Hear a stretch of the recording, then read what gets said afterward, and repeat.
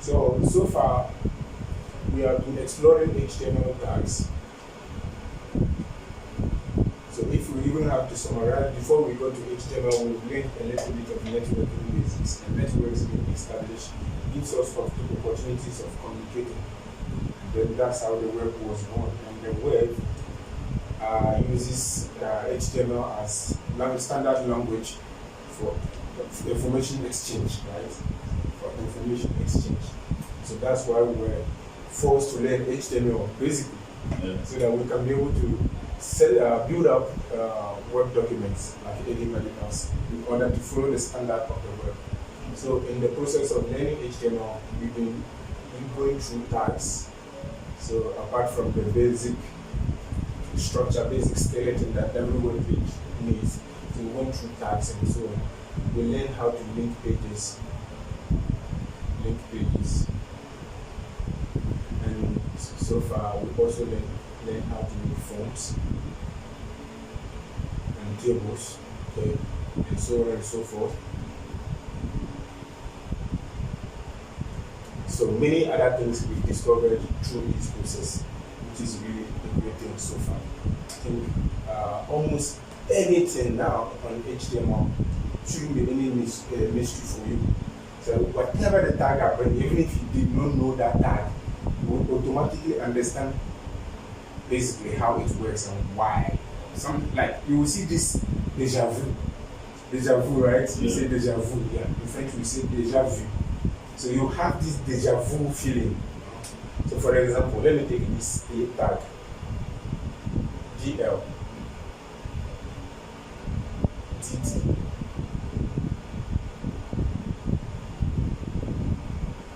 fruits, DT,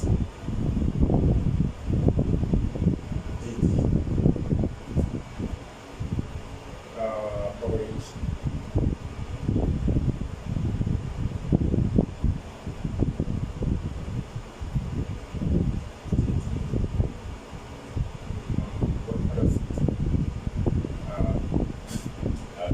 apple. Okay, so apple, MDD, then apple is TL. So with this tag, you've not seen it yet, but it looks like something you already saw. Like what, for example?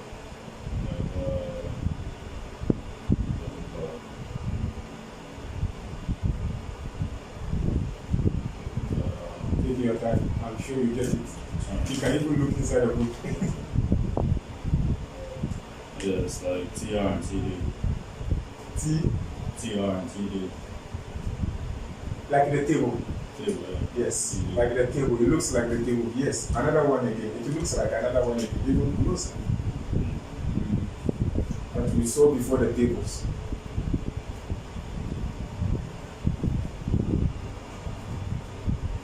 Check back. I think it's one of the first complex date tags we saw. I think we were using the examples of fruits too. We use like cereals, rice, yam, and things. Check the page before that.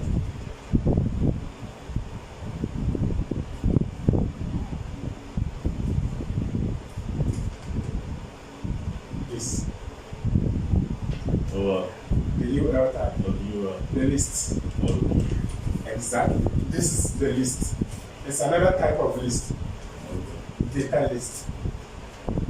But this time around, it comes with what we call a caption. So what this type of list does is to have a list like this. So for example, you can have fruits. So this is what it produces as a result. So fruit, and then you have orange, then apple. You get that? Apple. Then you can have another. So if I add another TT like this, and I say, for example, let's say cereals, right? Then I do TT, and then I continue with DT. I'll get this cereals. and then I have maybe like maze. Maze. Okay, you write it. Maze.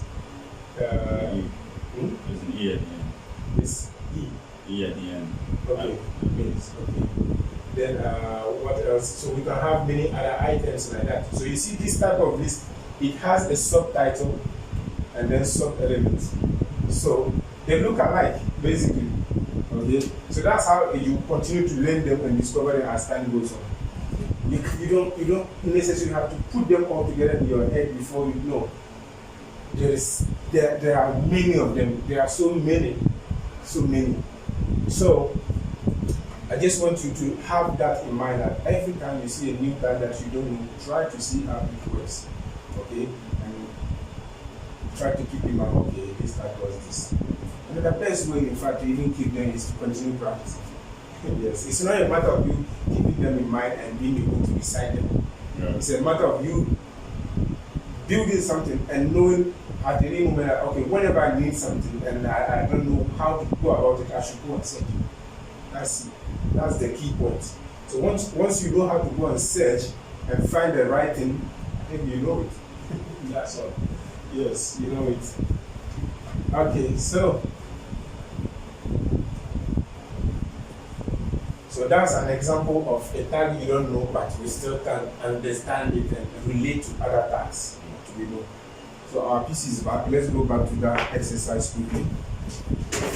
Okay, so I'm going back to my file, the form table .html file. So I'll open it with my text editor and try to enter the code to achieve that. Okay, the form was about, I think we had first name, last name, right? First name, last name. What else? Email.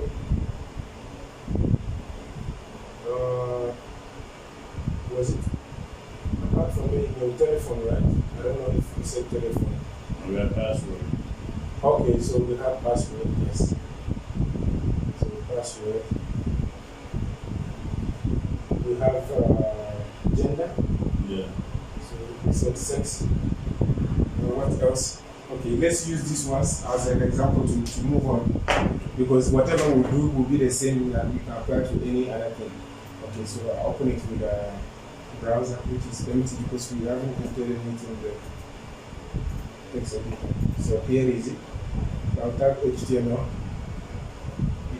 and then tab to get a skeleton, and I'll say form. As title, I'll write form in table, right? So here I'll give it a caption like H2, and then we say fill in the form. So after that, now I'll start by opening my table tag. Right? So inside the table tag, we'll create the first row by entering TR. That's the first row we are drawing. So inside this row, we want to have two columns. One column will contain the label, and the other column will contain the actual field, text input. So we are going to start by saying TD. TD. Okay. Inside this TD, now that's where I'm going to put my label. So since the form label, we use label tag actually. So I can also use the label tag. So you can see the level of nesting of tags here. So it goes really deep. Exactly. So that was one of the challenges. So we write now the actual level. First name.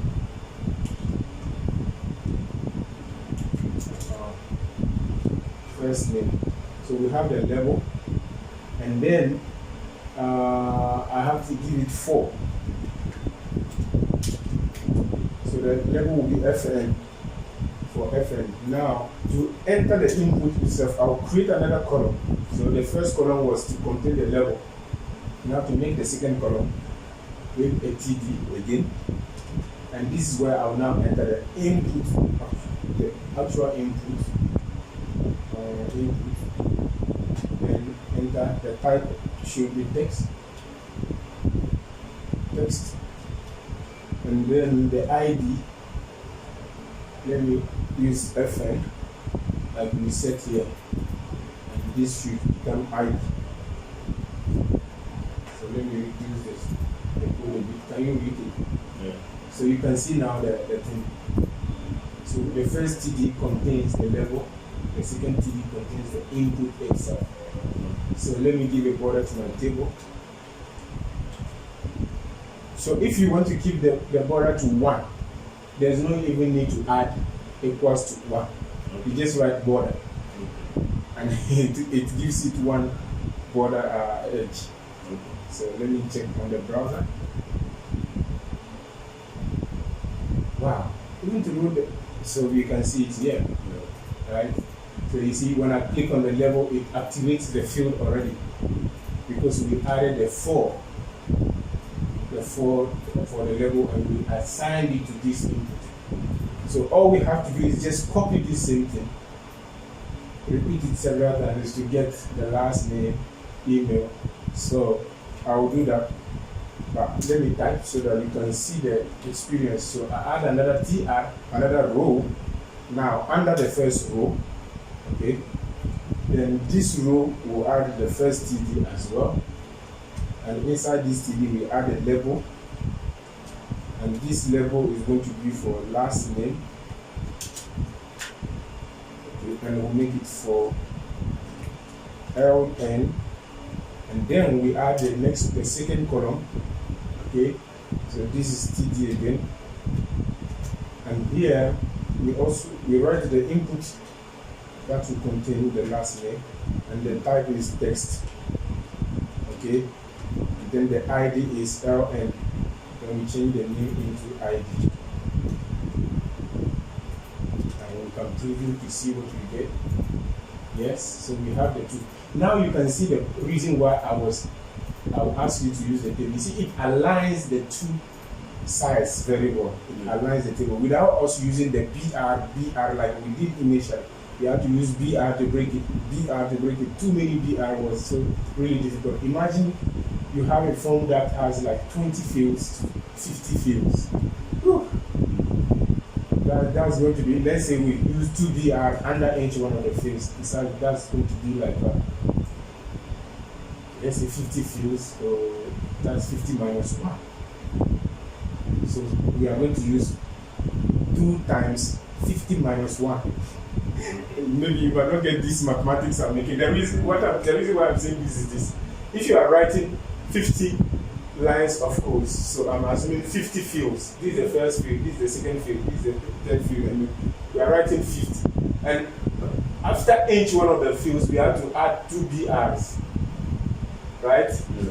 So you have to add 2 BRs after each one of them. So that's 50 rows. Since the last row will not have BR, maybe. Yeah. So that's 50 minus 1.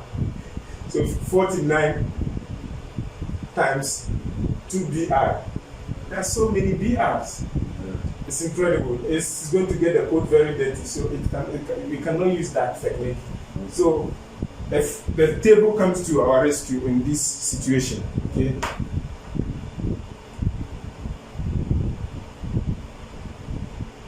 Okay, so we'll continue again. We add the next one, right? So we do TR again to create another row.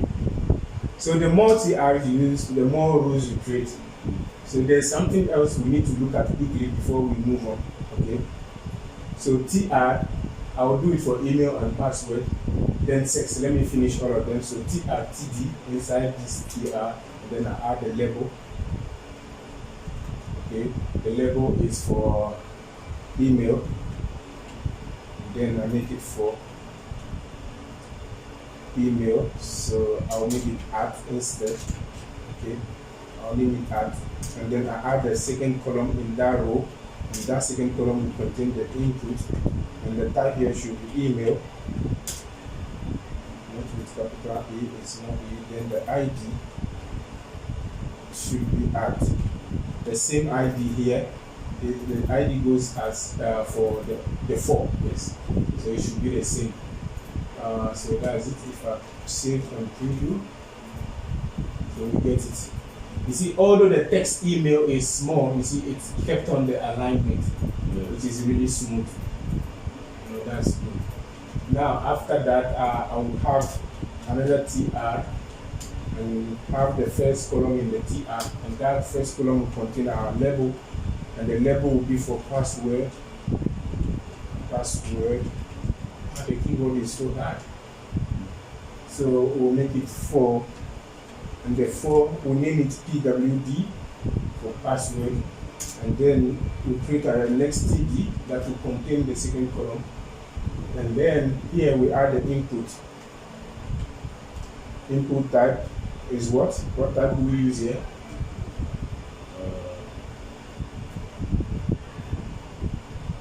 We are going for password. So we use the password type, right? Because we want the users to enter a password here, and we don't want the password to be showing while they are typing it. Okay, so we use password, and ID we use PWD because that's what we set for the 4. We use the same thing, we change this into ID. So here we go. We have the password. If I type, you see it's not visible because I set the type as password. This guy, if I type anything else, it will tell me it must be an email here. In case I try to submit the form, I haven't added a button. Then we set here the type is email, yes. Okay, so let me add the last one, which is important for us to see how it goes. So TR again, another row, and then in that row I add the first column, which will contain the label, right? And the label is going to be for sex. Okay, I will make it for gender. I will just name it gender. It's a choice. And then I add the second TD. Here the line is broken, so let me make it out. Can you still see? Yeah. Okay. So the second TD now inside, I'll enter input. Oh, okay. This is a choice of sex. So yes. So the input, the first input, the type is going to be radio. Right? The name will give them gender. Yes. Should we make it gender? Anyway, yes, gender. And that will be for female. Okay, that will be for female. And we will not give it any ID because we don't want to choose a sex by default. Yeah, so, and then after that, I will have another input of type radio as well, and they must have the same name so that they can become twins. When they become twins, they become antagonistic, and when one is active, the other goes off. When one is off, the other one is active. So we said that for the male, right? So if we didn't set any ID here, then the 4 for the label is useless. So we can get rid of it to have some clean code. Once that's done, we can refresh and see what we get. Yes, we have it this way. We have it, which is great. So in practical, in the real world thing, in such situation, I would love that the user should be able to click on the word female and it will activate the button, or on the word male. Because to target this button alone is quite difficult, You really need to find it and be able to tick it. So what if we made this whole female clickable? So once you click on it, it will also activate the button. When you click on the male, it will so we give the user the chance, the wide space to really activate a sex or the agenda. So how do we do that? In real life, I don't know if we should do that, but it might become really cumbersome, okay? So let me just implement it to show you what I'm talking about, okay? But don't really force yourself to know it now. It will come over time. as we continue. Since we know that if we use the tag level and we assign it an ID, it will activate that ID. So which means we can take this female now and put it inside a label again, because we have no limitation on how many labels we can use. So let me take it to the next line. So let me separate this guy. These guys will go together, right? Okay. So instead of me to write the plain female just like that, I'll put that female inside a label. Now I will set the 4 of that label to, let's say, female. So I'll make it FM. And then I will come, this is the radio for the female. So I'll give it the ID of FM. So this means this label here, whenever we click it, it will try to find this box and activate it. Are you following? Because this 4 here is set for this ID. FM, FM. So it means this label, whenever you click on the text female, it will take the cursor to this input. You get that? And since this input is a radio, so it will just check the radio pattern. Now let's see if we do the same thing for the male. So we take the plain text out, we go to the next line, then we add a label tag, we insert the text in now. Now we say the label should go for the gender is what here, male. So I make it MM like that. And then I now give ID to this input, and then I give it the same MM. So we are saying, anytime you click on this level, activate this. Anytime you click on this level, activate this. But this level we have initially here for the whole sex title, it doesn't activate anything, because we didn't give it the 4 attributes. So it does nothing. It's just as symbolic. Now, nothing different change. If I click on the word male, the term male, you see, it activates. If I click on the term female, it activates. So the user doesn't have to target the button before they activate. So any area there, they can just decide to activate the button.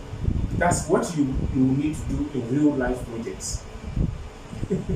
It's actually what we call usability. Like, make sure you make the user's life as easy as possible. You see, don't abuse of technology to the extent that it becomes useless. So this is the point. So you don't have to really keep this in mind, but I'm keeping it just as an exploratory thing, right? We are just exploring things. So okay, now we have seen that. Let's go back to one particular tag, which is the table tag. What I want us to do is to explore more possibilities of that tag, okay? Especially the attributes. I want you to pay attention, okay? This is going to be a game changer because we are shifting the gears. We are moving to the next gear. We are introducing a new thing to HTML to make HTML more robust. So in order to be able to bring the new thing, let's see some limitations again of HTML. We saw some initial limitations, and then we introduced the attributes that help us to improve, right? Now we are going to see another level of limitation that HTML has, and then we will have to bring a new language. Remember, our quest here to learn as many languages as possible in order to be able to achieve the goal of being programmers. Okay? So far, since we are emphasizing on the web development, we were forced to learn HTML. Okay? We were forced to learn HTML first. Now we are going to learn another 10. So before we jump to that new thing, let's see why we need to go to it. Okay? And this is it. Let's go to the table tag again. We can go to your table tag. Okay? And then I want us to cancel the border by removing the border tag altogether. If you remove the border tag, the border will show. Good. Now let me zoom this thing so that we can see from here. Now we can see that our form is plain. So one thing I would like us to do is to have some kind of box that will contain our form. So we have the first name, and then the label, the text, the input, the label, the input, the label, the input, label, then input. Okay. Yeah, raise the volume. Okay, good. So we are on the same page, right? Okay. So this is what I'm saying I want us to do. I want us to have a box with color around the form. So instead of us to see the table edges like this, instead I want us to have a background color. So far, there's no tag on HTML that will set the background color of something or even the color of a portion of text. There's no tag for it. So we need to call for rescue. We need to call SOS to rescue us. So the first thing is HTML. Some of HTML tags have an attribute that is used to set the background color, and that attribute is called region color, right? Yes, region color. Region stands for background, and then you assign to it a name of color. So let's say red. So what we are going to do is to assign the BG color attribute to the table, okay, to our table tag. So let's find the table tag and we say BG color. So you can see it's suggesting it, and then we make it red so that we can see very well. It's going to be ugly, but we love it. There we go. You got the same thing? Yeah. Perfect. So now you see that we are moving to the next gear. We are coming from black and white websites to a bit colorful websites. So with the BG color, we can apply it to most tags. Let me see if I can do BG color to my H2 here. BG color is equals to, let's say, green. So it didn't work. So you see, when I apply it to the H2, it doesn't work. So this attribute does not work for all tags. Okay, and we have to hunt that. We have to find out what are those tags that support that attribute. But this is not our quest for today. So let's move on. Let me change this red into something like tomato. Tomato is almost red. So yeah, but it's lighter. So now we can read the text. You can see the text. Okay. So we get something like that. The next thing I want us to do is to add another attribute again to the table. This attribute is going to set the weight of the table. So we use the weight attribute. So you can see it on the board. Weight here. So to set how wide is going to be, that table is going to be. So I'll make it 50%. I'll write 50%.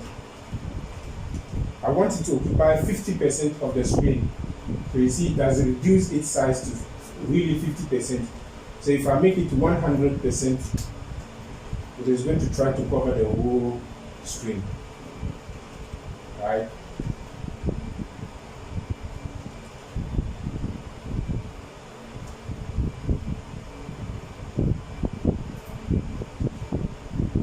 So I'll bring it to 80%, let me make it 80%, so that it doesn't become too wide.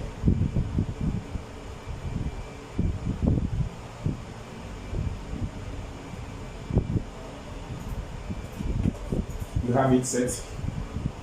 No. Let me see. Okay, yes, you add space, wide, a width, WI. Yes, so it is suggesting it. You can press enter. Yes, and then you write the width you want to set to 80%. If you leave it 80, it means you are talking of 80 pixels. Okay, but if you add another unit, that unit will be considered. So you can see it and see.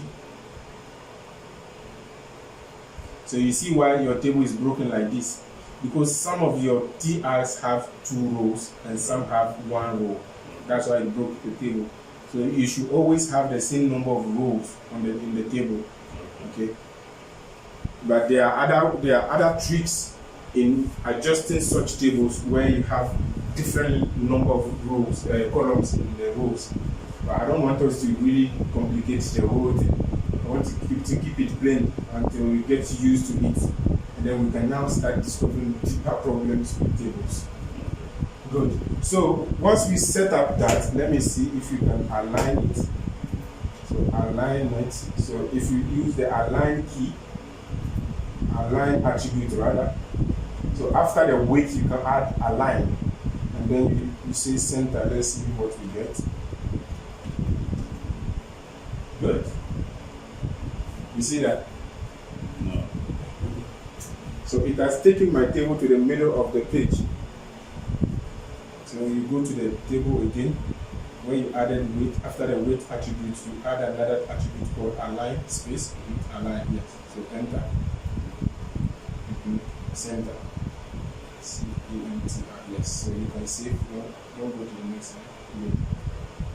When you make a mistake like this, you use Command Z and it comes back. Okay. You can check your browser and see.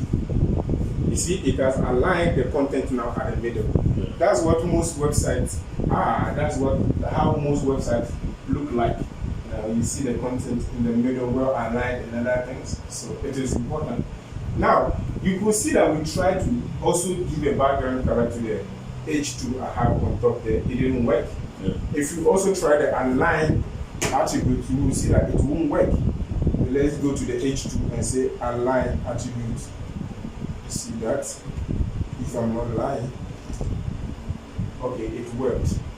So thank God. But we couldn't set the background, for example. Okay. So these are some limitations. We tried setting the background for the TD as well. It didn't work. And these are the limitations. Now let's assume we even want to add some to change the color of the labels we have there. There's no tag.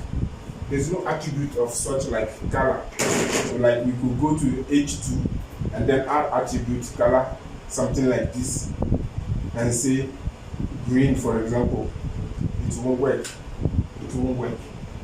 Simply because imagine that we have to go through each one of the labels and add this attribute color. And colors changes. Colors change. Well, in the website, you can have so many colors, and from time to time, you might like to change. It means you have to go through each one of these portions of text and be changing the color for each one of them. It won't be really adequate. Right. So So that's why there's no attribute color to set color for a particular tag. So now, how do we do that? Because the website must have colors, and we should be able to change colors as we wish. And that's where we bring the second language we need to learn called CSS, which stands for Cascading Style Sheet. Exactly. Yes. So CSS will come to our rescue. It will help us style anything we want. With CSS, we can style every single part of the website, even some parts of the browser itself. Yeah. CSS is so powerful. CSS is so powerful. I think what makes a good front-end developer is, first of all, CSS, then JavaScript. So how do we do that? There is this attribute called style. This attribute goes to all HTML tags. So if you call the attribute style, whatever you write as value of the attribute must be the CSS language. You get that? Must be the CSS language. So it's like we have a bucket like this. Okay? We have a bucket like this. That's our HTML. So if you want to paint the bucket, you need to bring CSS. You get that? The paint here is CSS. You are getting that? So it means you have to know your bucket in the first place, which is our HTML. So you must be conversant with your HTML. That's why we went through attributes. so that you understand the day we start using this attribute star, right? It doesn't look too mysterious. So, but the only difference is that this attribute star does not take any random value. The random value must be something that respects the rules of CSS language. Okay, and the rule of CSS language is simple. It works just like the attribute and the value, which means in CSS2, a function, what I mean by a function is, for example, a function of change the color of this H2, okay? Something that will say change the color of this heading tag here has to be in the format of an HTML attribute, which what I'm trying to say is this. An attribute, we write the name of the attribute like this, then we assign it a value using the equals to sign. In CSS, it's the same rule. Yes, yes. This time around, instead of equal, we use column. So we have the attribute, we'll come back to that, and then the value. So for example, if you want to change the color of something, the attribute we are going to use is color. Column, the value, the color we want to use. So in our case, we want to change this fill in the font into green. So I write green.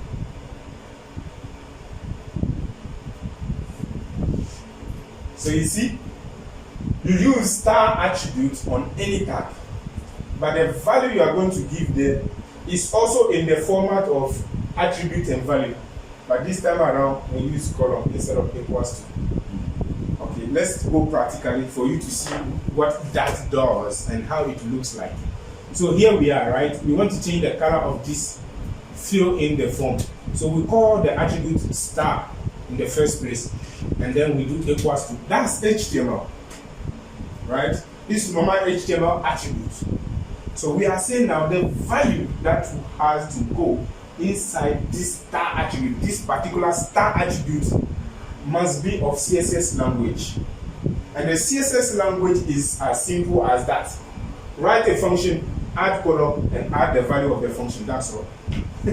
So in our case, what function do we want to call? The color function. So we say color. Then we add a column. Right? And then what color do we want to have? Which is the value here. And we said we wanted green. That's it.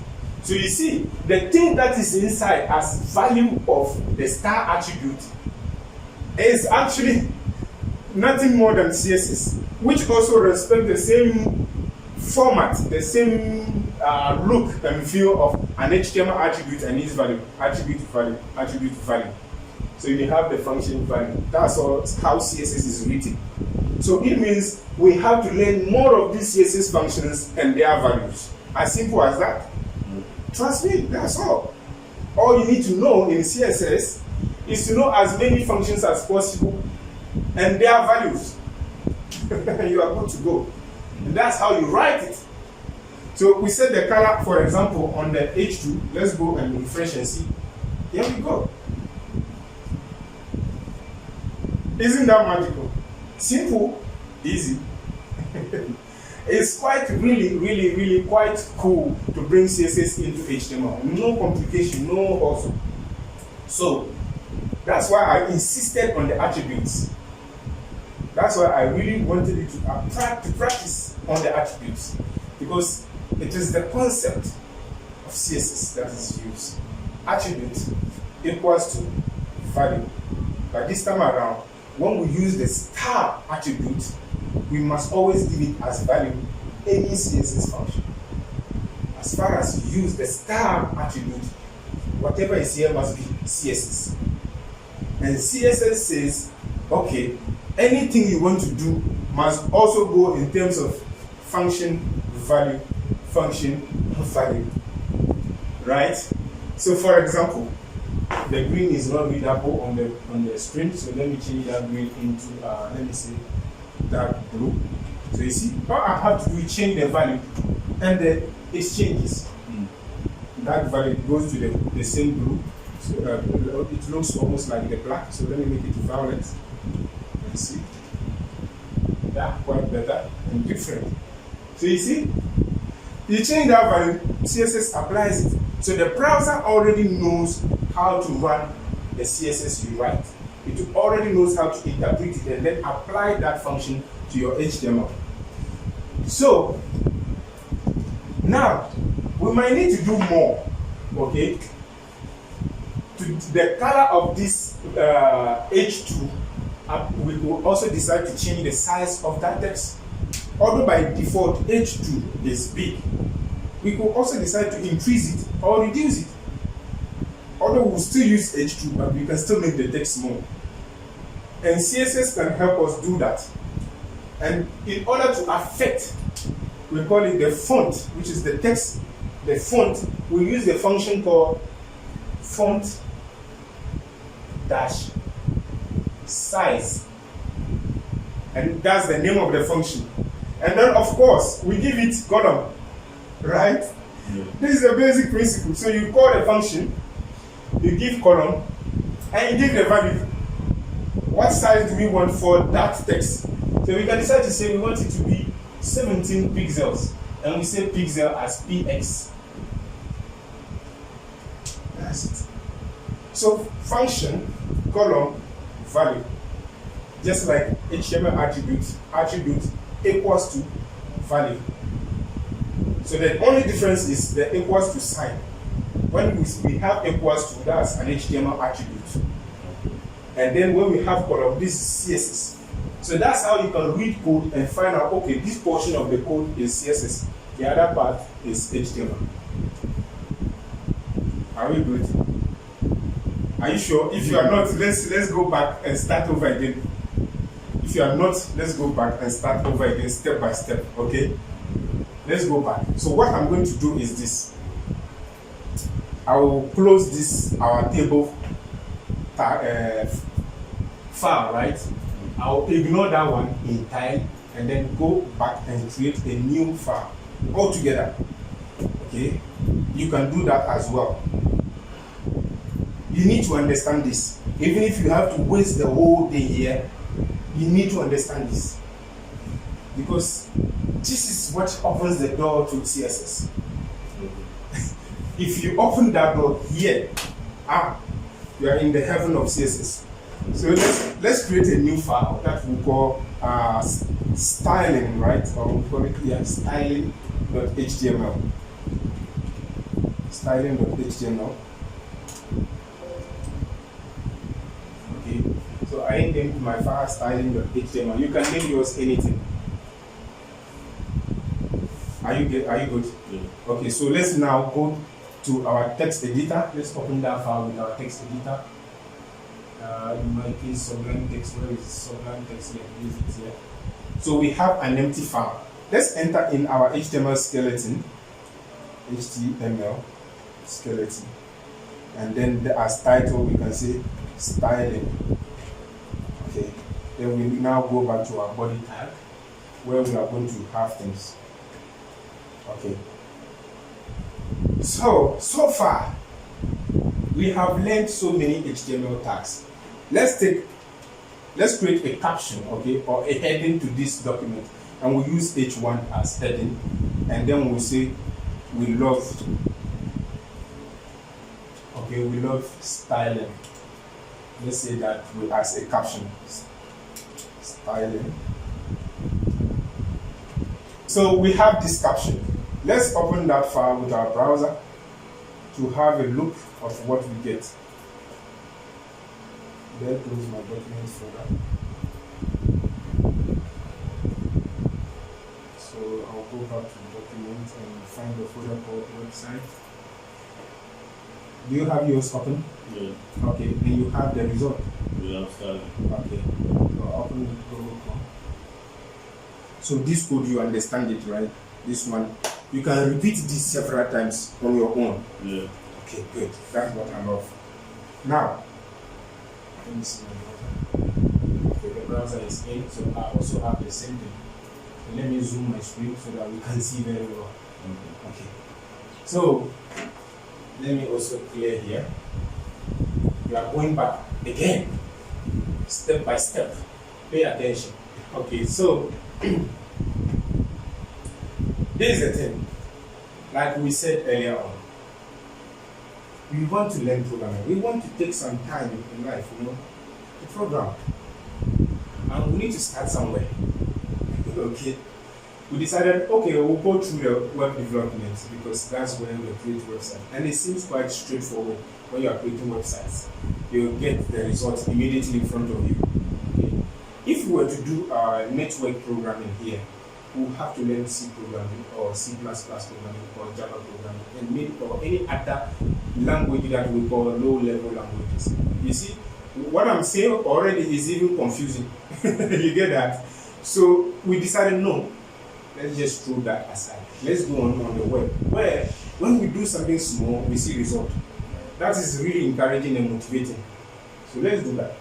So we went through to learn actually what the web is. That forced us to learn what the internet is, because the web is on the internet. So we had to understand the internet as just a network that has so many other small networks, right? So we studied the network, and then other networks can connect, and then we have this giant network. So that's what the internet is all about. We learned that, and then we came back on the web and understood that the web is more about exchange of documents, and those documents must respect a standard formatting, a standard of formatting, and that standard we call it HTML.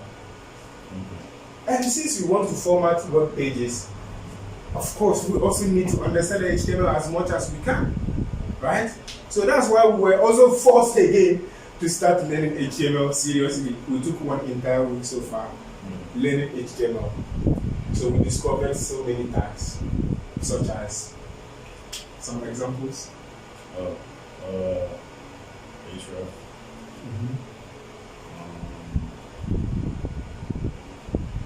The p tag, divs, strong, BRs, and so on and so forth. So we went through all these tags, and we said there are so many other tags too. But what we noticed as we continue to explore those tags, we noticed that the result we were getting seemed to be raw. Compared to other websites we know on the web that other people, other developers like us have created, it seems theirs is so beautiful, and our own is not nice. There's some limitation with HTML itself. HTML does not come bundled with all the tools to make it star any page. You get that? HTML does not come with any tool of such. I can see you have challenges memorizing these things, but when it comes to practicing, you just practice very well. That's I think one of the best skills of software developers.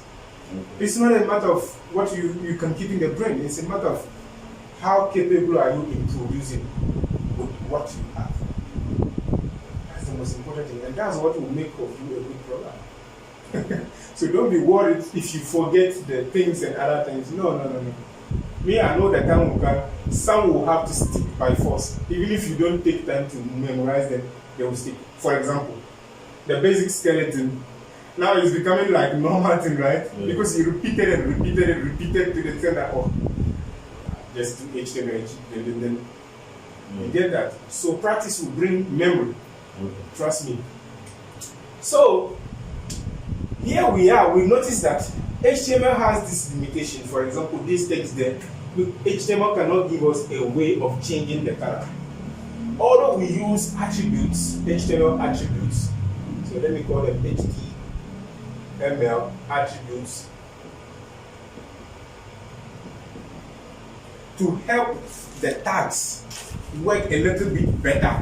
Still, the attributes were not enough. For example, to use an attribute on this heading text we have, so if we take this our h2 tag we have there, what is it code. So here we can add an attribute like align to set an alignment to the text. We saw this attribute this morning, the align attribute. So when we use that attribute, we can set the position of the text on the page. So I use center and then it centered the text. So what if we change the value into right? What do we get? The text goes right. Right? So by default, the text is aligned on the left. Or we can change that behavior and make it either left, right, center, or left again. So I'll keep it at the center. So that's the challenge I'm talking about. With the HTML tag alone, we could not get the text to go at the middle. There's no tag that says center, center. There's no center tag. There's no basically tags for styling HTML. So we called the HTML attributes to help us in improving the tags. And the example, an example of the attribute we just used right now is the align attribute, right? And we said attributes are written in the tags like this. You add space, you write the attribute name, so attribute.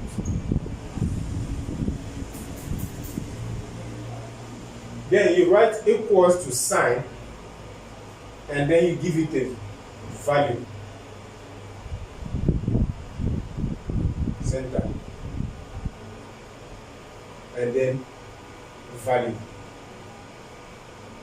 So it always goes in a pair. It always goes in a pair of attribute value. Attribute value. So initially, we go to the limitation of HTML tags.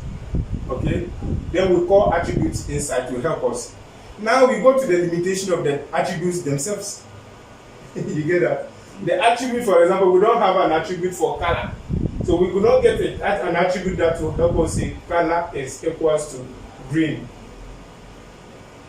We could not get an attribute to do that. So we said, okay, this is the time to call somebody else to come to our rescue. So first of all, we use HTML to do the basic style, the basic formatting of our document. We noticed that with the basic HTML tag, it wasn't enough to really give us what we could do. And we called attributes. And now we realize attributes are not enough. Then we call somebody else. This time around, this somebody else is outside HTML. And it's a different language altogether. And that is called the CSS.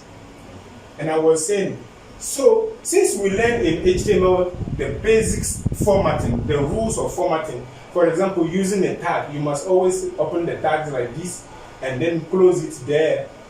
Okay? So far, we learn these rules in HTML. CSS2 has its own rules on how to write it. You got that? CSS2 has its own rule. So I was saying, in CSS case, it is similar to the HTML attributes formatting. The similarity comes in the way that in CSS, whatever we want to do, because it's a language purposely created for styling, whatever style we want to write, whatever beauty we want to add, whatever arrangement we want to have, and we want to create, we must always call the name of that arrangement. So in our case, for example, if you want to change the color, we call the name of that arrangement. We want to change the color. That's the actual function we want to perform. So we call that function name. Then we add column in front of it. And then we write a value we want to assign to that function. And the value here can be, since we are dealing with color, can be any color name. So we gave an example of the red. So basically, this is how CSS works. CSS standard, CSS formatting standard is like that. Write a function and write its value. That's all. Write a function, write its value. So I was mentioning the similarity between how the CSS is structured and how HTML attributes work. So this is an attribute you see for an HTML tag. It has the attribute itself, which is like the CSS function. Then it has an assigning sign. Okay, so the equals to sign, but instead here we have column for CSS. And then it has its value. Here too we have the value. So when you think of CSS, think of the structure of HTML attributes, how HTML attributes work. That's all. It's basically the same structure. The only difference is this column. CSS takes column. In fact, if there wasn't such difference, it would become difficult to distinguish between the HTML language and the CSS language on the same page. All right. So if you understand now this difference of this column between a CSS structure or function and then an HTML tag attribute, we are good to go. Now we ask ourselves, okay, since CSS is a new language we are bringing in, where do we bring it to? Where do we bring it? Inside our HTML code, right? How do we bring CSS inside? We know now how to write a CSS function. Where do we put it? Right? That's the question. Where do we now bring it in to combine it with HTML so that it will recognize HTML and style it, and HTML too will welcome it as a different language? For example, what I'm trying to say is this. Imagine I go to that our heading tag, and I go inside this first tag, and I write this color column red. Right? I write this like that inside the H1 tag. And I save, I go to the browser and preview. Nothing happens. Nothing happens because it is not an HTML attribute in the first place, because attribute must have equals to sign, not column sign.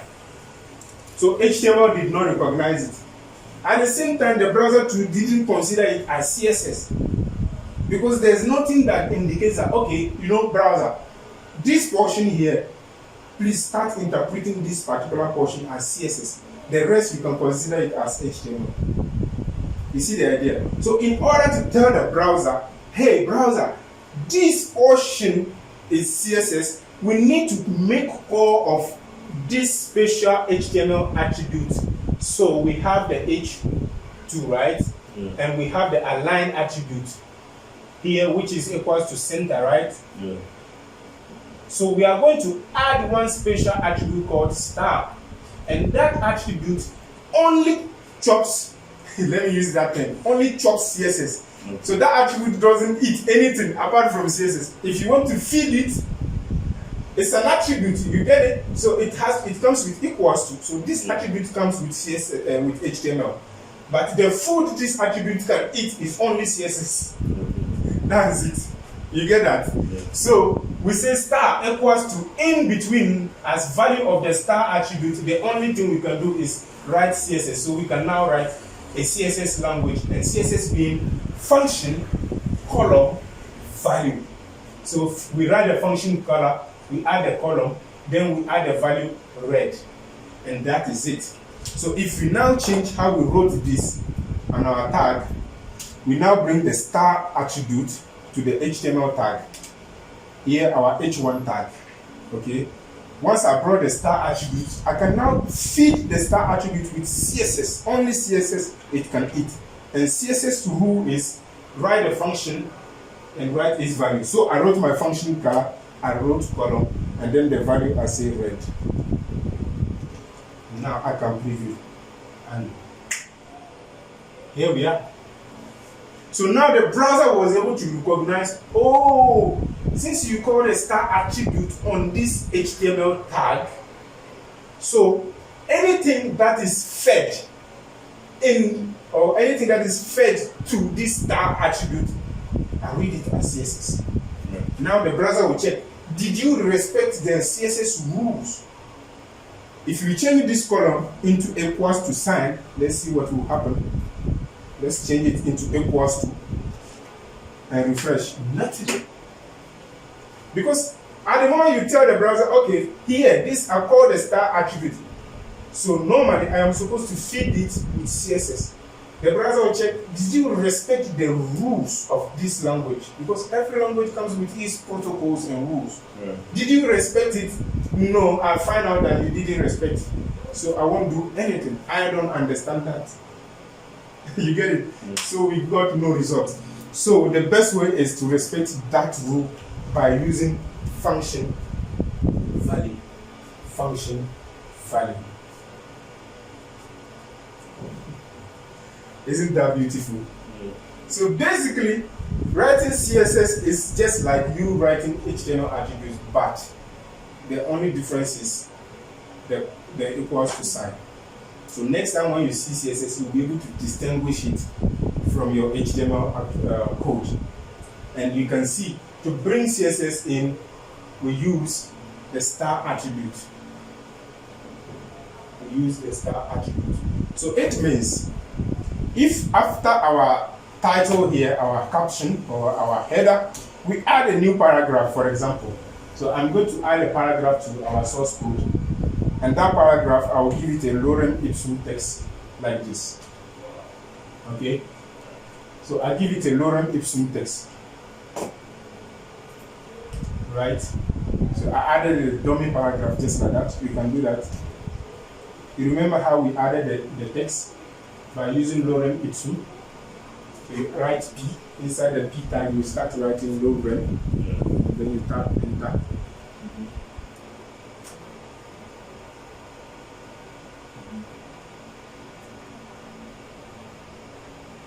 Tab.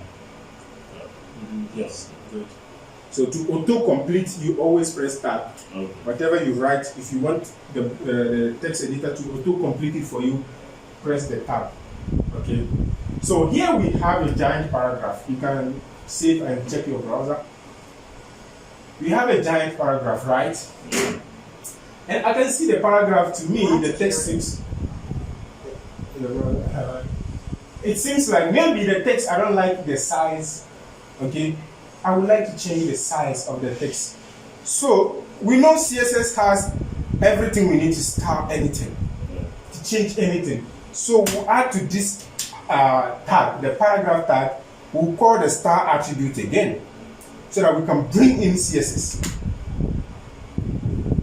Right? So add a star attribute so that we can call in CSS. And that star attribute, remember, only eats CSS. So what do we want to change? First of all, you want to change the size. So we'll call the function, the CSS function for the size of the text is font size. Font dash size. S-I-Z-E. Then column, of course. And then the value. So we write our 17 pixels, 17 px, or if you want, just write 17. Okay? Good. So let's go ahead, star, and then we do font dash size column. Okay? Column, then 17. So we call a function, a CSS function called font size. So we now know two CSS functions. The first one is color. The second one is font size. So you can see where we are getting to. It's all about knowing as many functions as possible in the CSS. Just like the way we learn HTML, to know as many possible tags as we can. You see the idea? Yeah. It's so simple. It is so simple. We just want to know as many tags as possible, while we also learn how to actually use those tags. So the how of each one of the tags. So, for example, how the form works is quite different from how a table works, and it's quite different from how a UL or OL or DL works. So, not only we discover the tags, we also try to understand how each one of these tags work. So, the same thing with CSS functions. As we discover each one of the functions, we try to find out how does it actually work. So, it all goes around how the value is written. With CSS, the function is always the same, but how the value is written is usually the complication. So here I said, for example, we write 17, but earlier on I was saying we could write 17px, and we can also write 17 something x, like 17%. So you see, the value is written in different ways. That's what usually you need to know. Okay, so the functions will go step by step. So far, we know 2 CSS functions and possible values we can give to them. It's quite simple here. Color, we'll give any color we want. Font size, we'll set any size we want for the font. You get that? So let's preview and see what we get. Seems nothing changed. Okay, nothing changed. Now let's, that's 17, let's add the px to it and see. Yes, something changed now.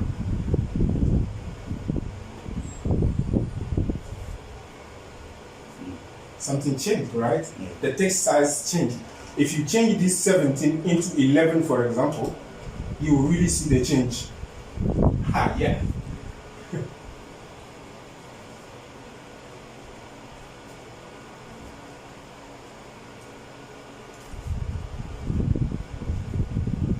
So if you change the size into 11, it becomes smaller. Yeah.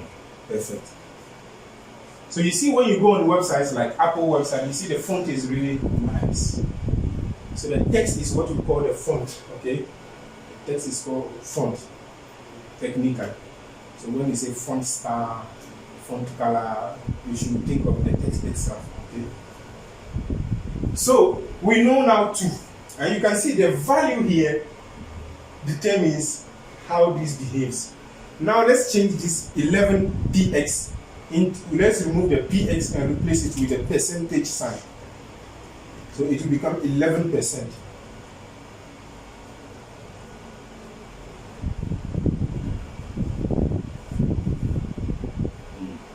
It got smaller again. Exactly. So the unit, it is called the unit of measurement. Since it is a measurement, we are talking of size here. So the measurement, we are doing a measurement. So the unit you use determines how the text behaves. So it's like we're using centimeter, meter, inch, okay, and so many other units. In fact, let's change the 11% into 11 inch by writing IN and see what we get. I hope that's the unit if I'm not wrong. Is it IN or inch? I think it should be inches. So I don't know if I'm saying something meaningful here. Let's try that and see. Yeah. So inch, right? We change it into 11 inches.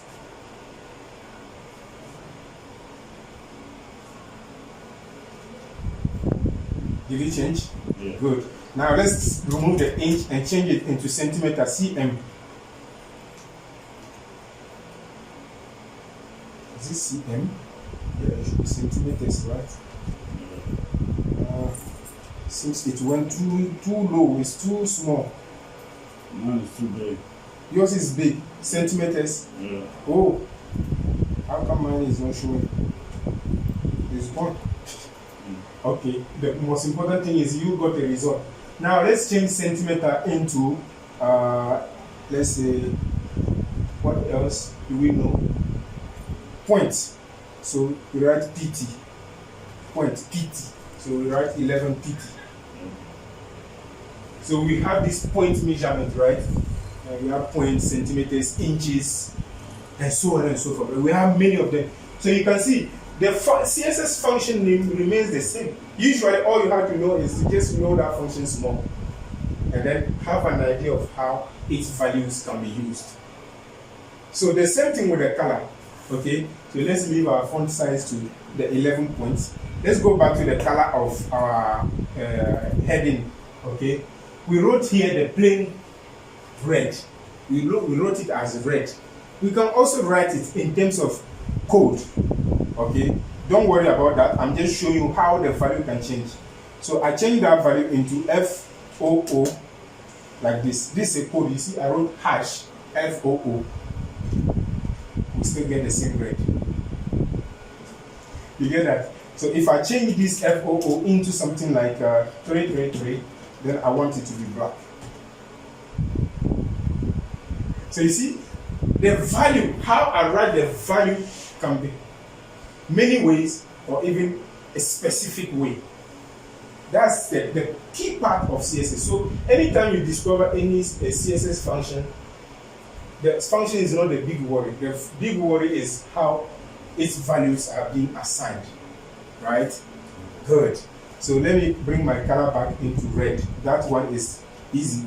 So the reason why we have these codes for colors is that sometimes we want to be able to manipulate the color dosage on the screen. You get that? When you visit the Apple website, you can see that the colors are really aesthetic. You know? It's really measured. Yeah. Look at the gray they use. It's light somewhere, very tiny. Your screen must be really good. Must have a good resolution to be able to see or display this kind of gray. This is Apple for Apple to show its power. You know, only Apple PCs can do that.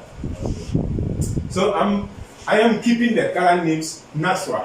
So we use our human language color names: green, purple, violet, orange, yellow, so on and so forth. You can write any one you want. Good. That being said, we saw the weight. We saw the weight attribute on the table right now, right? Which helped us to set the weight of the table. So we can also set the weight of something with CSS. And it goes with the same function name called weight. Column. And then what weight do you want to use? So let's assume 80%, like we did with HTML weight, that attribute for the table. So you can see here, the unit 2 matters. It can be centimeters, point, inches, okay, whatever. Many other units as you could think of can work here. So here I write the weight 80%. So let's go and create a new paragraph again. After this first paragraph, we'll do paragraph, and then inside the paragraph we add another lorem ipsum text. Okay, let me even break the line here so that it looks nice.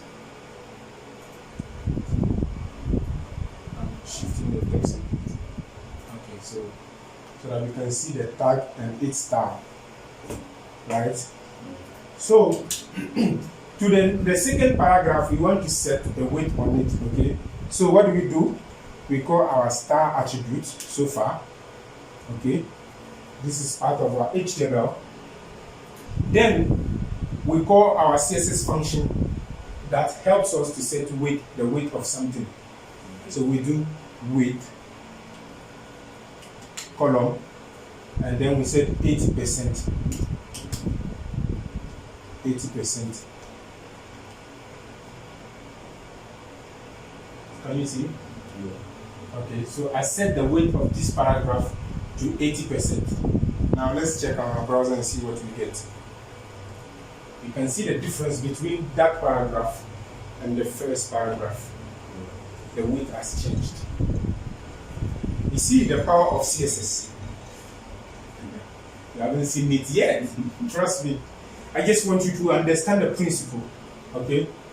So, now, you can see that as we continue to write our HTML tags, each one of them, we can give them attribute, this styling. We can bring some CSS and change how they behave. Okay? So, now, let's change the GS a little bit. We notice we added a star for the first paragraph, and we added another star for the second paragraph. So far, we use only one CSS function for each one of the paragraphs, right? Yeah. What if not only I want to change the font size of the first paragraph, but I also want to change the weight into 80%? Are you getting this question? So, the first paragraph, we set the font size to 11 points. Yeah. Not only I want to set the font size at 11 points, but I also want the weight of that paragraph to be 80% like the second paragraph. So, it means we have to also add this to all this we already wrote. And how do we add that? So, we go after the first function we wrote, so which is our case, font size 11 point. We go after that and add one space. That's how we use HTML attributes, right? Yeah. We just add space between them. So after the red, add space, and then we'll bring the second function, which is weight. So weight, width, equals to, no, not equals to, column. You see, I'm getting that twisted. So column, we said 80%. Not 802%, 80%.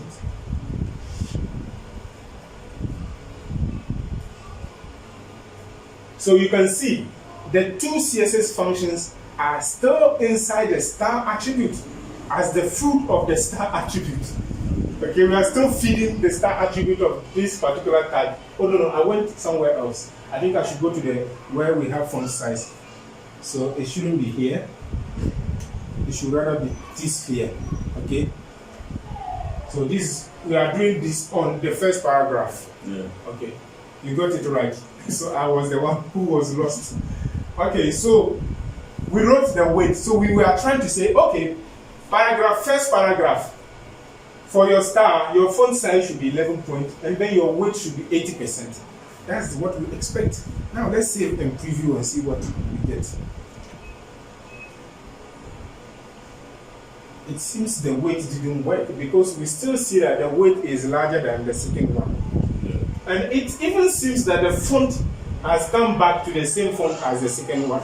It's like we've lost the font, we've also lost the weight. Yes, because there's something we missed. There's some little thing we miss, and that thing is a semicolon after the 11 point. So to show to CSS that, okay, one function starts here and ends here, one function starts here and ends here, just like the HTML tag, where it starts and where it ends. So the first function, which is the font size function, starts with the word font size and then ends with 11 points. So after that, to mark the end of a function in CSS, we use semicolon. So we mark semicolon in front of the 11 point, and we are good to go. Now we can refresh and see what we get. Exactly. So through this small exercise, we're able to bring in CSS. So we can now use CSS to start every single tag in HTML. We just need to write the tag, give it the star attribute, write some few CSS functions inside. And we've learned that we can also give not only one CSS function to one tag, we can also give many functions. All we have to do is to end each one of the functions with a semicolon. And you're good to go. So that's all now. You are done with your CSS class. I'm kidding. This is just the beginning, okay. Right? No, that's the thing with technology. It might sound really easy at the beginning, but at some point things just get cumbersome. Yeah. The cumbersomeness is what makes it difficult. And I really want us to stick to cleanliness, step by step, understanding first, mastering of principles. Once that is done, whenever it becomes clustered, we can always run on the principles to understand how it goes. So we got this basic principle. So normally, to have a good habit, to avoid the problem of we losing our stars like we did initially, every time you write a CSS function, have the habit of adding the semicolon after it. Okay. So after the weight 80%, we should also add a semicolon, even if we don't have a following function. So that in case we decide to add another CSS function, we don't have to bother about the semicolon. Or we don't have to forget it and then it will break our style. Because if you forget it, it will break the whole. Good? Yeah. Alright. So, since we know that, and we've discovered so far 3 CSS functions: color, font size, and weight. So let's add something else. I want us to see something else to show you that the concern I was raising about how the value is written can become really difficult. Okay? Can become really difficult. You see these paragraphs we have there. one thing I would like us to do right now with the paragraphs is this. These are our paragraphs, okay? Yeah. I want us to have a box around each paragraph like this. So I want us to add some edges, or generally called a border. So I want us to add a border around the text. You know, if you add this border here, this text, this page will look nice, no? Imagine we add this border around these text boxes, and if possible, we center the paragraphs too at the middle, just like the way we love styling is centered. That would look nice, you know. I don't know, I'm having that feeling. It's the designing art, the designing spirit that's talking here. So it can be something else for you. It might not look nice, but this is how I am feeling now. Okay. So how do we bring in the border? Of course, with a CSS function called border. Okay? So with a function called border. And then we also give it a value. Now, before we give it a value, we have to be careful. The reason why I'm saying we have to be careful is, let's give it a try. Let's write this border on our first paragraph, like with after the weight function. So we add the function border, okay, column, and let's say we write now the value as in how many pixels you want the border to have. So we say, let's say we want it to have 2 pixels. I am using 2 pixels as unit because it's the default unit on screens. So we say we want the border to be 2 pixels. And we come back to refresh and see. It seems nothing happened. Nothing happened. Yes, something actually did happen. Something did happen, but it's not visible. If you paid well attention, you could see that the text reacted a little bit. There was a small flick like this of the text. Let's remove the border again. Okay, remove the border function, and then refresh your text again and watch carefully the text, how it behaves. Nothing. Okay, let's bring it back and see. Unless I'm wrong. Okay, nothing happened. Yes, nada. So yes, but something did happen. Something did indeed happen. The border is actually set to the 2 pixels. Now, when you are setting the border like this, you need to understand some basic principles of such things. Remember, we spoke of some block tags and some inline tags. Can you recall? We spoke of block tags and inline tags. And we said the paragraphs are block tags, right? Yeah. And that they set up these rectangles by default around themselves. So these rectangles, as we know in geometry, a rectangle always has 4 sides. So the first side is this one, which are the height, and then we have the width. Right? So basically we have side 1, which is what we can call the left side here. We have the right side. We have the bottom side. And we have the top side. You see this geometry? So if we understand that this rectangle, this virtual rectangle around the paragraph has these sides, it means we can decide to target them one by one. Okay? So we could decide to say, instead of just border, when we say border, we are talking of all the borders. We can decide to say border dash at the left side column. So we call a CSS function called border to the left. Border at the left side. Now we give it a value. Okay? So before we go into that, let's keep it this way. This is to show you the 4 angles. Okay? Now the reason why when we go to border and then 1 pixel, it didn't work is that the border is virtually there, just like the table border, until we mark that it should have a border, it doesn't show the border. So that's what actually happened with this border we use on the paragraph. We set the border, yes, but the border basically by default is blank, is white. Okay. So we need to indicate a color so that it can show differently. You get the idea? So not only we say 1 pixel or 2 pixels for the width, we also need to add another CSS function, which is now border color, border dash color. Okay, and now we can set a color like the red. Or let me use tomato as color. I love tomatoes. Tomato. Good.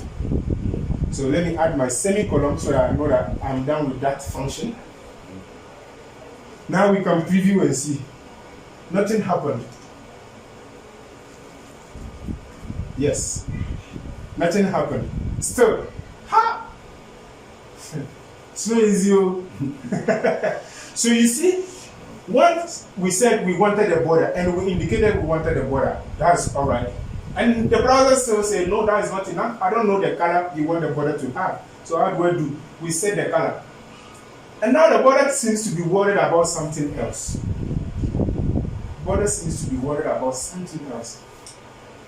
And that thing is, since it is a border, as you know, imagine you decide to add a painting on the edges of your house. So every single edge, like an angle like this, or the pillars of your house, you give different color. Or you decide to paint it differently. It means if you have a gate like this, right? You can decide to paint this first pillar like this, and paint the other one like this. Or you can even decide to say, okay, my pillars, I'll use short pillars and mount them on each other. Right? I'll mount the pillars on each other like this. So what does that bring to us? It brings to us that how the shape, how the paint happens is important. How we paint is important. Do we paint continuously and horizontally? Or do we paint continuously, horizontally here and vertically here? Or do we paint discontinuously or discretely here, like this, by piling one pillar on top of each other? So it's the same thing with the borders. Do you want the border to be continuously painted? Or you want it to be painted as dashed? Or do you want it to be painted as dotted? You get that? So we need to indicate that too to the browser. So we go again, we add border star. Now we say the border star. You see? There's a function there, border star. So in the case where the border has to be a normal filled line like this, the star is called solid star. Solid.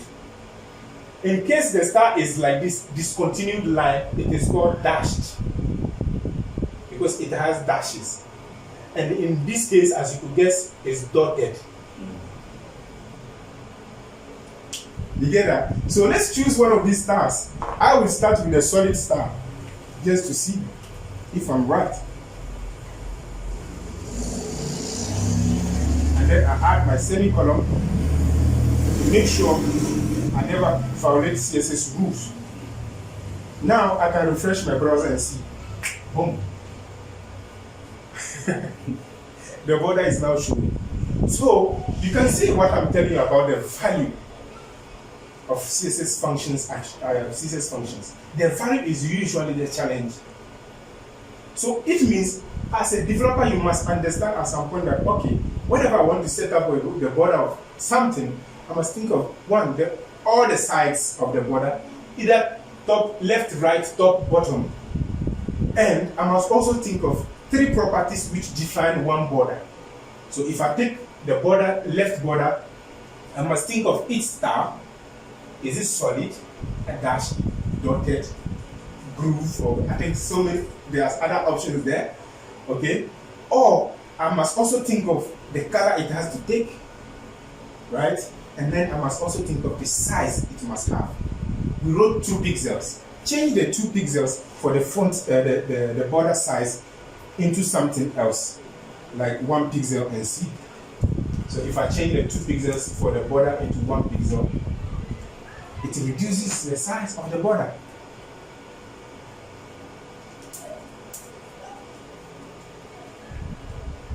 You see that? It reduces. So let's bring it back to 2 pixels. So, yes, up to now, when it comes to this border thing, yes, so far I've cheated small. Okay? Imagine the color, for the color I called border color. Okay? Where can I delete? So let me remove this area here. For the color, I called border color. So let me go down and do that. So I said border dash color, right? And we set the value. Okay? Then for the border star too, I did border star. And then we assigned it the value. Now for the thickness of the border, I use the function border. Simply, this is a cheat. There must also be another sub name to define that. So that's the border size. So where we wrote the border and wrote 2 pixels, it should be border size. Okay. And you will understand why I'm saying that right now. So we change that border into border size. Sorry. Or am I saying the right name? Yes. Right? So basically you still get the same result. Now, why is it that initially we use the function simply border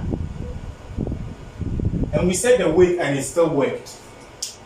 It means there is a function actually called border, simply like this, and we don't have to add all these sub properties, right? It means there's a function called border. So why is it that it worked in the place of this one? Yes, this function here like this is called the shorthand. It's actually the shortcut of all this.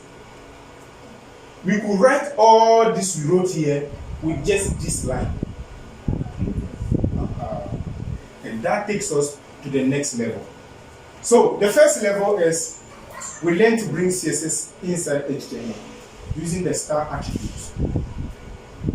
The second level is we learned how to write actual CSS functions. Third level, we learned how to use 1, 2, 3, 4 CSS functions. Now, the fourth level is to understand how we can use more than one value for a CSS function. You get that? How we can use more than one value. Because so far, all our functions have one value, one value. We can use more than one value. So all this CSS border color, border star, border size can be written in one line. All we have to do is to call the function border short, border. And now we indicate the size, 2 pixels. We start by indicating the size. So let me write it like this. Size, I wish we had a colored marker. So we start by indicating the size. Then we add space.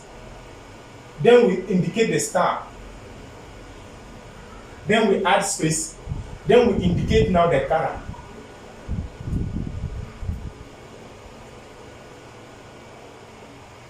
And we did all this in this one line. You get that? So if I am to write what we just did, so I'm going to write border, column, 2 pixels, that's the size. The star is solid, and then the color was red or tomato. And you add your semicolon. So one function, many values. And the only difference is you just separate the values with space, and that's all. And you need to know the order in which they appear. So the size first, the star, the size first, the star comes in, then you have the color. So in case you want to write fast and you know what you are doing, that's when you go with shorthands like this. So it is called the border shorthand. It is actually a shortcut. Okay, so if we are to try that, it means we have to get rid of border size, border color, and border star. All of them, bam. Then we just write border. Star, this border. Then we write the 2 pixels. We write the star solid. Then we write the color, which was, I think, red. So all this we had written before becomes simply like this.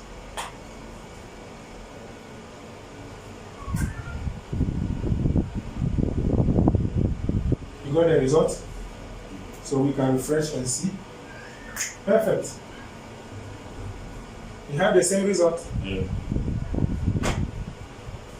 So we can set the borders of these boxes simply like that.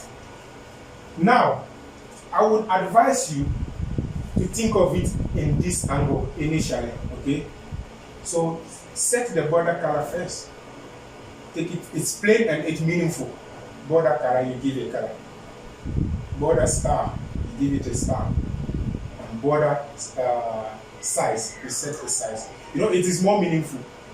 And it doesn't matter the order in which you call them. It will still work.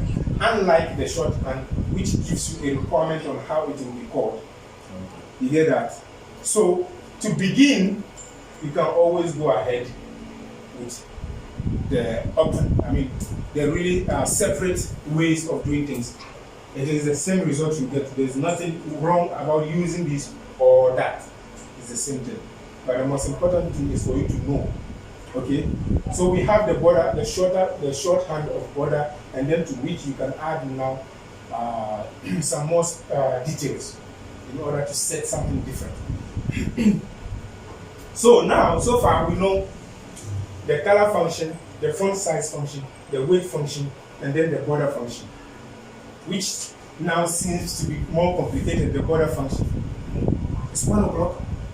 Okay, so let's quickly look at this particular aspect, and then we can close. So the thing is this now.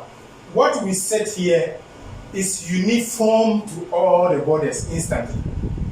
We can decide to target each one of these borders.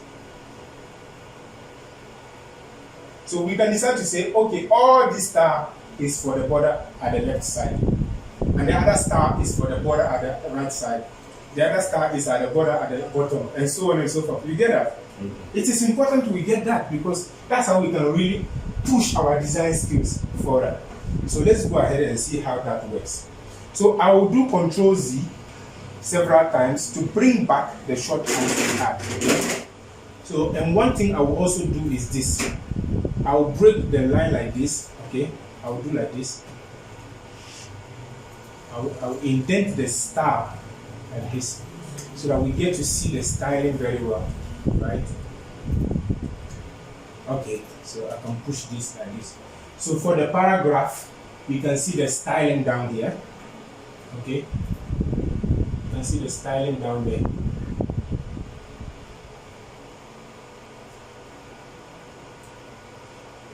Now you see we bring every single star to the next line so that it is more readable. If you want, you can even break this to the next line like this so that we know that the star attribute starts with the equals to quote and then ends with the quote there. And then we close the paragraph tag. You get that? Okay. Oh, sorry, it's Ctrl S and press. Yes. So we have something like that.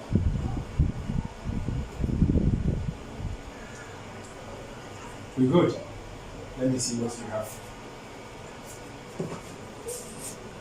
Alright, perfect. It's fine. Cool.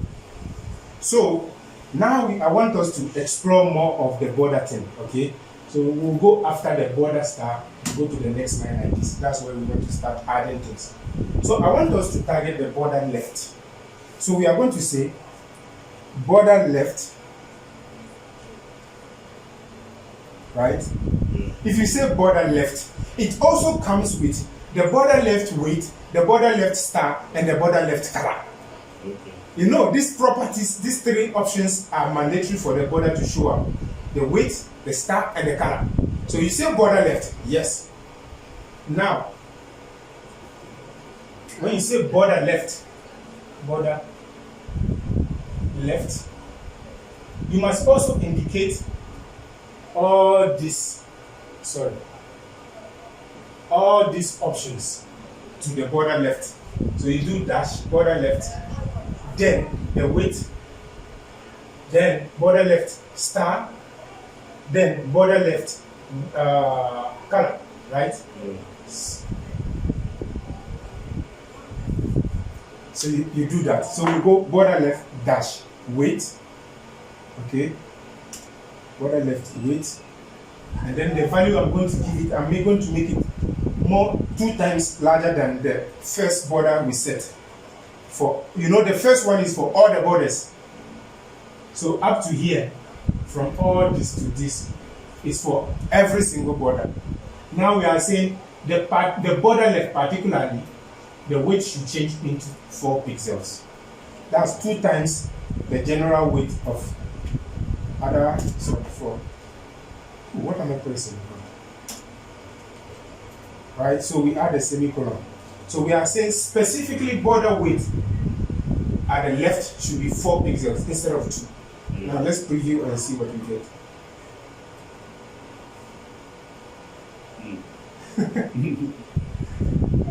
So you see, the weight at the left has changed.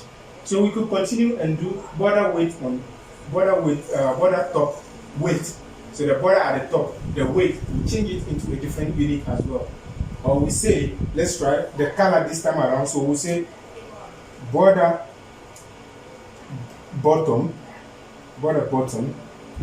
color. So we choose border bottom color and we'll make that one blue. And we add our semicolon. Border bottom color blue.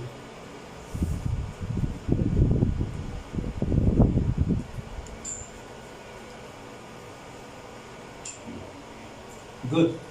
And you can preview and see. Wow, it's changed. So we can target these borders as we wish and style them differently. So all this here, all these first 3 lines, so let me add some space like this. These lines apply to every single border.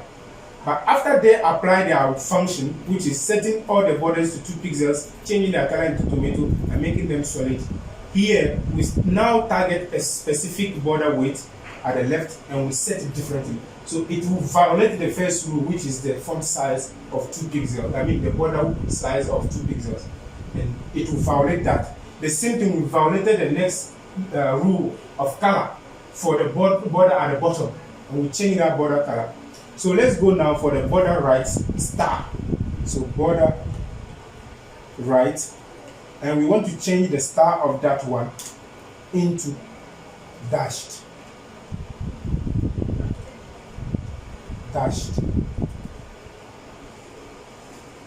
So border right star should be dashed. Wow. Fantastic, right? Yeah. There we go. So through this exercise, you are getting used to how to write CSS. This means from now on, HTML should become part of it. This is what you expect.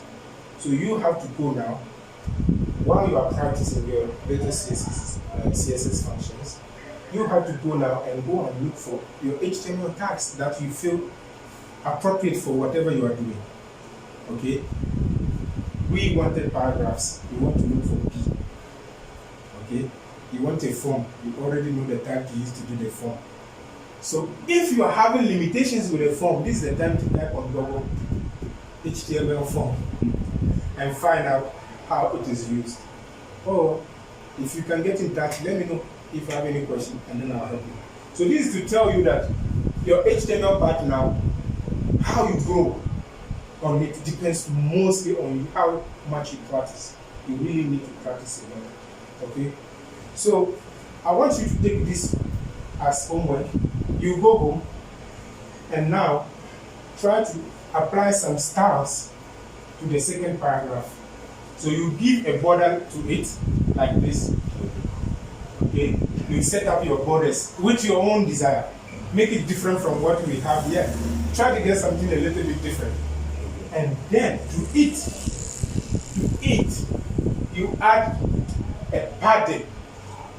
There's a CSS function called padding. So you add the padding to this paragraph, to the second paragraph. I want you to set a nice padding to the second paragraph so that the text can breathe. If you don't understand what I'm trying to say, let me add the padding to the paragraph quickly for you to see what I'm talking about.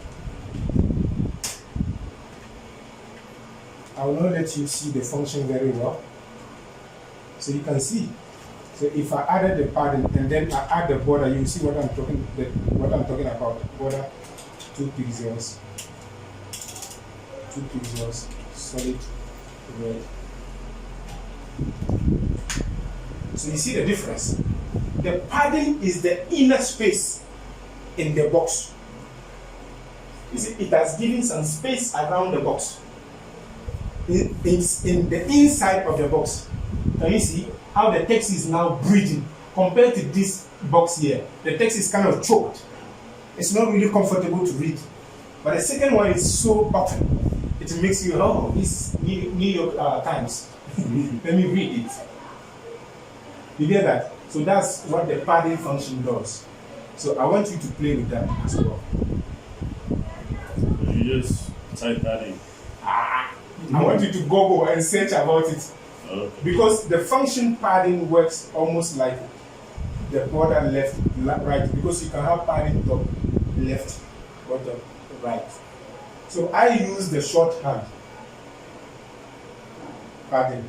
Okay. So I just wrote padding and then I wrote some units, which are called the rem, R-E-M. So you can have a look. So I wrote padding 2 rem. Okay. It's a unit of measurement as well. So you get that?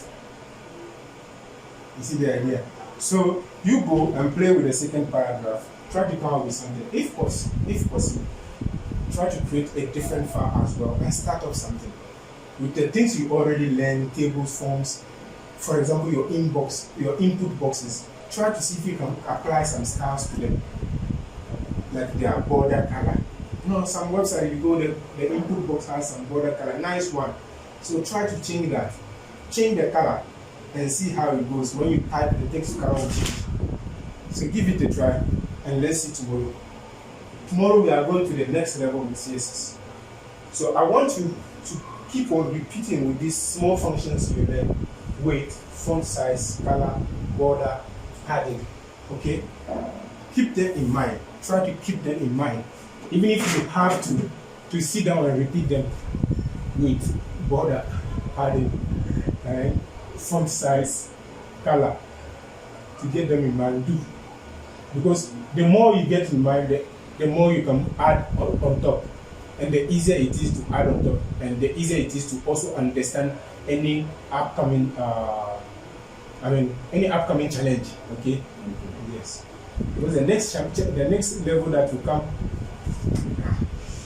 Alright, so thank you so much for your time and for your attention.